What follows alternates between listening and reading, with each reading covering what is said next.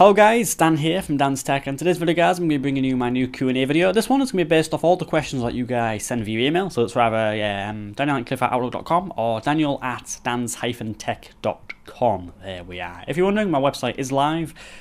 Doesn't really have much information on it at the moment, but yeah, feel free to check it out if you want to.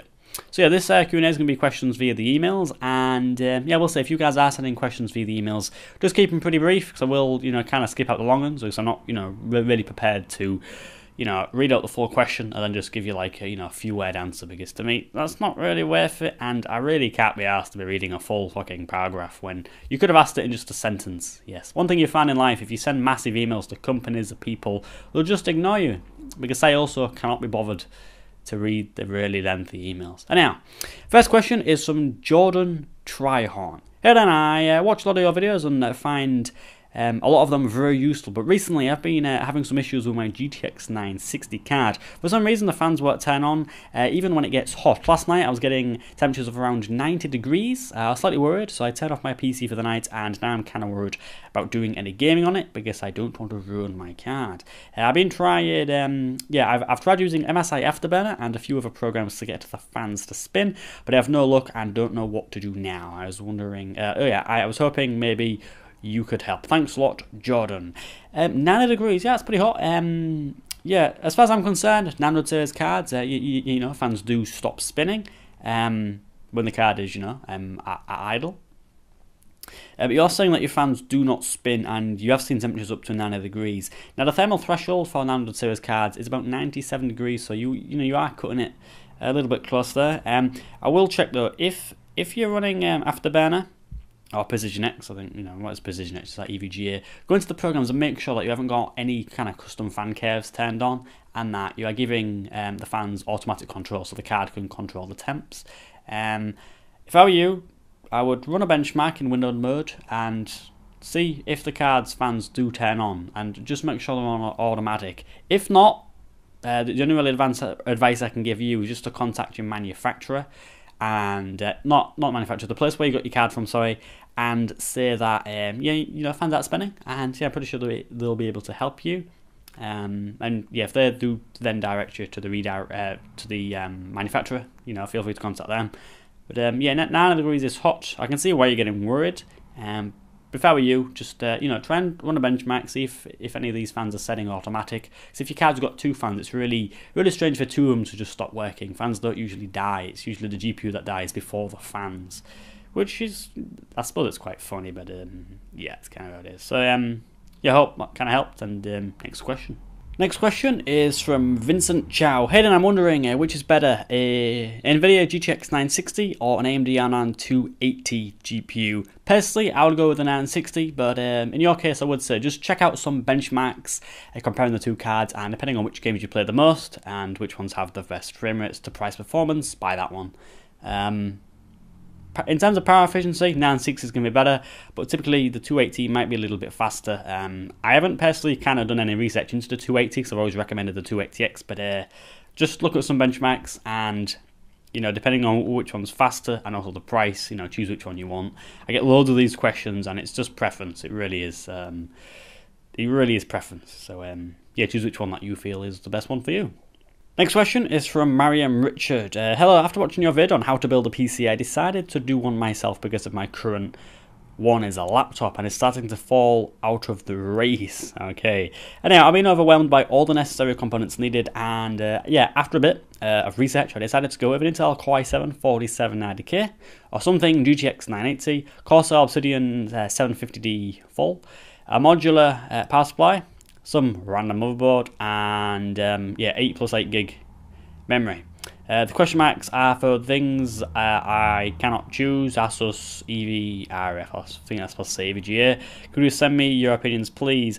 First off, starting with the GPU, I will say Asus, EVGA, both good brands, and essentially whatever kind of cooling solution you're going for, you are getting the 980 chip by NVIDIA, so it's going to be pretty fast. So to me, just pick any 980 you want. Typically, if you're going to go with Asus or EVGA, you're going to get some good support, and you're going to typically get a really good card. But if you do go for, say, cheaper brands like, say, Palette, I know Palette make a lot of Jetstream cards. You get a lot of other companies that typically, their GPUs are a lot cheaper. will feel a little bit more flimsier. PCBs will be a little bit thinner, fans maybe a bit louder, but it is cheaper, and you're typically going to get the same amount of performance, believe it or not. So, you know, kind of up to you. You also said you want a fully modular power supply. One of them is, you know, ones with the cables that are not attached. No cables are attached, so every single one is disattached. You plug the ones in that you want.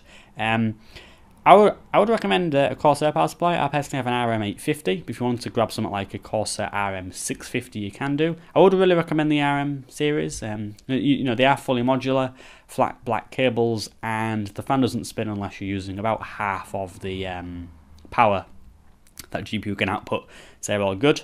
In terms of a motherboard, I would recommend a Z97 base motherboard that allow you to do some overclocking with your K-SKU processor, and that'll be about it, to be honest. You know, choose a motherboard based on your features. So, say if you want, say, M.2 SSD kind of capabilities, or you want, you know, motherboard with loads of SLI, you know. I was going to say SLI ports then. If you want a motherboard that say supports 3-way or 4-way SLI, you know, definitely look for that. But it is, you know, it is personal preference motherboard, and yeah, despite all the ports, you know, it can be a little bit overwhelming choosing one, but you might just choose one that has Z97. That's a good chipset to get started, and it is one of the really good ones that will work with your 4790K, and yeah, you can do some overclocking, which is quite nice. You also mentioned RAM 8+8. I would recommend 8+8. You know, you can run your channel, your memory in dual channel, and you know, you'll have 16 gigs if you do the 8+8. Which is very nice, and I'll kind of be about it. That's my opinions, and you know, kind of wish you good luck. And yeah, thanks for checking out my how to build a PC guide. Yes. So the next question is from my Outlook. This one's from a mental gamer. One of the guys, you know, typically I think you've kind of stuck around for a long time since you know my Outlook address. But nevertheless, hello Dan, I'm contacting you as I start off again. Hello Dan, I'm contacting you as you have been a great help in the past. Today, I was casually on my PC when it black screened and I started hearing screeching from one of the fans inside. Then I heard a loud bang and there was an orange glow momentarily. Sounds a bit scary. Yeah, I've changed the PSU fuse. A PSU fuse? Alright, yeah, cool. As I thought the fuse might have blown, but I'm not getting any power to my PC at all. I'm extremely worried, as I might have fried all the other parts as well. I'm going to contact Corsair and ask for assistance. Do you recommend anything else for me to do? Core specs, RM650, GTX 970, i5 4690K, Z97 based MSI motherboard, and also Corsair Vengeance RAM. Very nice setup, but I think you've fried it all. So, you heard a bang and some orange glow. I probably think you didn't see an orange glow, but yeah, we'll keep it there. Black screen, no power. I would recommend trying another PSU. I don't know if you can kind of, you know, scavenge your PSU from one of your other PCs in the house. You know, just kind of, you know, say to your parents, I know what I'm doing. You know, give me a PSU. Won't blow that one up as well. Huh? Yeah, test that one. If that one works, then, you know, your PC's not dead. But, you know, just your PSU kind of, you know, went. And if that works, now it's good. If not, you know, you've probably fried a lot of your components. Maybe your motherboard's dead. It's quite unlikely that you've fried stuff like your GPU, your CPU, your RAM. So that's somewhat good. So you might just need to replace your motherboard. If not, your motherboard and your power supply. But typically power supplies these days are pretty good in terms of stopping the electric going through to your components. So changing out an actual PSU will make a PC work again. But you know, you said you have contacted Corsair, and if they do give you a new power supply, which you know quite likely they will, soon as you send the old one back, chances are what they'll do, you know, they'll ship out the new one, and yeah, you know, they'll just expect the old one back in say 2 weeks to 4 weeks or whatnot. If they don't receive it, you know, they'll bill you. That's how kind of RMAs work from big companies like that. But yeah, that's all I can really say. Chances are your components aren't fried. PSUs do a pretty good job, and I know the RM series of power supplies are pretty reliable. But I will say, one of my friend's power supplies did die. I think it was the 650 actually, or might have been the 850, the same one I've got. And, you know, it is just bad luck. It is just bad luck. Nothing really you can do about it. But you know, I do kind of, you know, wish you the best of luck if your system does get, you know, up and going again. Do let me know. Or if it doesn't, you know, still let me know. I'm quite curious to see what happens. But yeah, it's kind of what I would say to that. You know, try a new PSU if that doesn't work. You know, you probably have to swap out motherboard. It will be a very tedious process, but one thing I could recommend is actually just testing, say, your RAM in a system that, you know, works, testing your GPU in a system, you know, that works, and you can validate if them components work or not. But yeah, as I said, very unlikely that you've killed all your components. That's typically not how it goes unless, you know, your PC's been in a fire or something. Besides, you know, you did say there was an orange glow, yes. So just a couple of questions from the last Q&A video. I kind of, you know, usually do, you know, take the questions from the last Q&A video. This first one is from 820A. I wondered if it's even worth having a PC case if you don't really move it much. I noticed you didn't. Now, I will say, PC is in the case. NanoAxia did send over a case to review, and I will say that I'm pretty pleased with that case. That case is going to get a bloody good review, because it's pretty damn good. I noticed on the box it says German engineering, and to be honest, I'll tell you, it is very much like the Fractal Design Define R4/R5, but it's got some pretty unique features. I don't really know how much it is in the UK, but it's pretty damn good, I'll give you that. Anyhow, kind of off topic there. Would leaving it exposed be better for airflow? Would sticking a desk fan in front of it help the temps? Now, here's the problem with keeping it an actual PC on the motherboard box like I have for 5 months. It gets dusty. Very, very dusty. In terms of airflow, pretty damn good. Probably the best airflow you're going to get unless you got it in a case with loads of fans. I suppose the most optimal kind of solution would be to get, you know, put your PC on a test bench and then have a load of fans kind of all over the place, you know, to circulate the airflow, because, you know, hot air, you know, you kind of have your PC and then be a lot of hot air above it. If you just feel it, like it happens, because there's no real fans to really take away the air. Even though, you know, you do have, you know, say 2 fans on each of your GPUs that you have, and, you know, fans on your CPU cooler, but, you know, air just kind of, you know, warm air just kind of stays around the motherboard, and, you know, without fans, there's no real way of moving that away. And, you know, you do want to keep stuff like VRMs cool, yeah, we kind of keep that there. But typically, there's not really wrong with keeping it on a motherboard box. I have for 5 months, nothing went wrong. But, you know, you've always got to be cautious. If you kind of spill a drink on it, with it being exposed, it's kind of dead, isn't it? So, you know, you've got that. Not very easy to move around. You know, I can't really take mine into the kitchen or, you know, into like a living room or anything. So, you know, there's quite a lot of disadvantages, but for airflow it's pretty good. And for me, if you're constantly swapping out components, pretty damn good. It's probably, you know, kind of the best solution, to be honest. It really is, but it does take up more room. That's another disadvantage. When you got it in the case, it's all compact, and that does actually save space, as well as kind of protect it against flies and fucking cockroaches and everything going inside it, because that's not very good, you know. Yeah, not very good indeed. You said here, sticking a desk fan in front of it, will it help? Yes, but they're pretty loud, so, you know, it's up to you. But good question, actually, very good question, because I have, you know, kept mine on the motherboard box for a very, very, very long time. All good. So next question is from Nayfield Best. Great Q&A video. Do you play CSGO? No, I have tried it for about 10 minutes. Didn't like it, so kind of didn't play it. And, you know, I do prefer stuff like Battlefield 4. And recently, actually, Project Cars. Pretty damn good. That's why I have 3 monitors now. I'll tell you, that is really good with a steering wheel. I've got a steering wheel. Might review that. So do like it. But yeah, Project Cars, pretty damn good. Really good game. Very, very surprised. And I know that GM Barnacles are really, really, really into that. You know, if you guys subscribe to me, I'm pretty sure you subscribe to both, Barnacles and Edgasm and J's 2 Cents. Pretty sure you are. So I'm one of the kind of the smaller YouTubers, even say below Lauren from Tasty PC TV. Yeah, we'll kind of keep that there.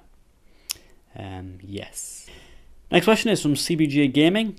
CJB Gaming. Hi Dan, I have a GTX 770, but I'd like to know if it's worth upgrading for games coming in 2015.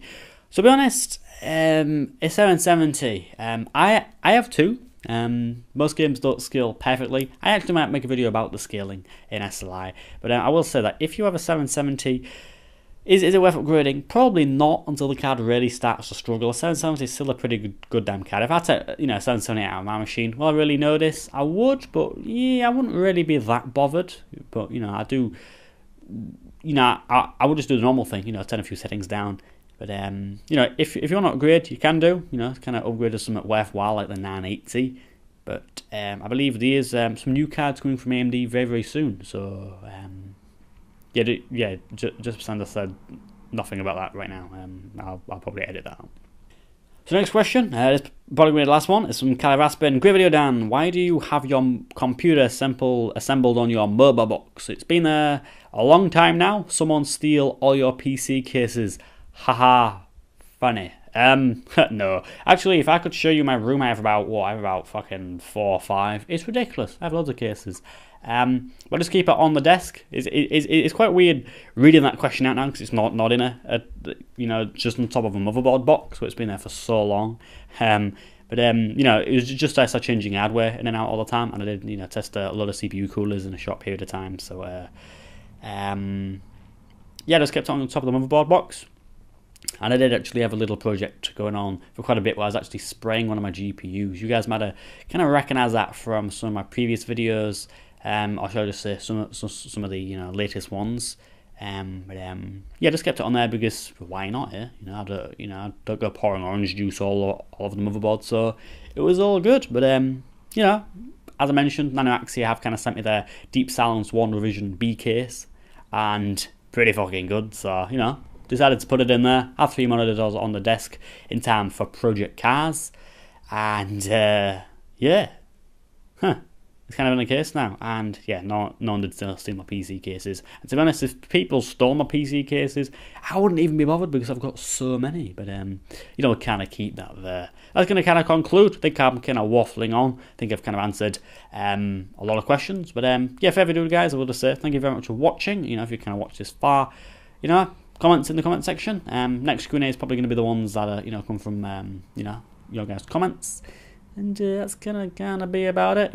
As again, thanks for kind of sticking around. I know there hasn't been a lot of videos lately, and I've been kind of doing a lot of the PC builds. Not a lot of hardware being reviewed, but I will say soon will be a lot because I actually do finish university in about 20 days, so gonna be quite a bit of free time. And I kind of get on top of these videos, a lot more reviews, and all time for me to get back to a lot of you guys. I know you guys do post an absolute shit ton of comments, and I can't get back to them all. I only kind of get back to the really sensible ones, which really I do really want to get back to all of them, apart from you guys that have your comments disabled. Really don't know why you do that. That's just you probably don't even know that's the thing. It's just Google Plus being a bit daft. But I will be upping the video content, or the production, shall I say, upping the amount of comments I get back to, and just kind of getting on this YouTube stuff. But I'm kind of waffling again. So thanks for watching, guys. Please feel free to like, comment, and also subscribe.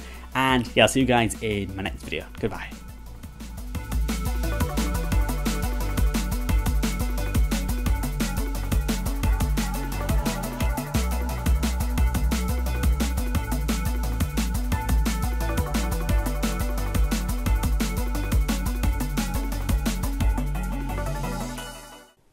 Still working on it, guys. I'm Microsoft and I take the piss. I take your money and run away. Oh, fuck it, it's working. Holy fuck. Your Windows is going down the shitter. Your Windows phones suck. Your Office 365 barely fucking works.